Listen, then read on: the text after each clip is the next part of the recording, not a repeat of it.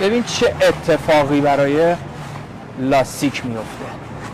بریم به دوستان ماشین باز یاد بدم با 15,000 تومان اسپری لاستیک درست کنیم. بیا اینجا رو بگیر. یه قوطی اسپری خالی داریم. نگاه کن به چه میزان 1/5 رو روغن مایع میریزیم و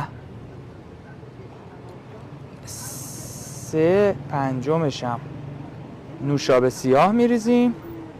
مخلوط شدن به فرمول اون بدیم.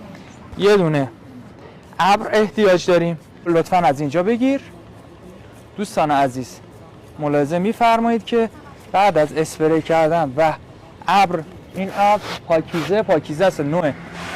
ببین چه اتفاقی برای لاستیک میفته. ممنون میشم این پست رو لایک بکنی بفرستی برای دوستان ماشین بازت.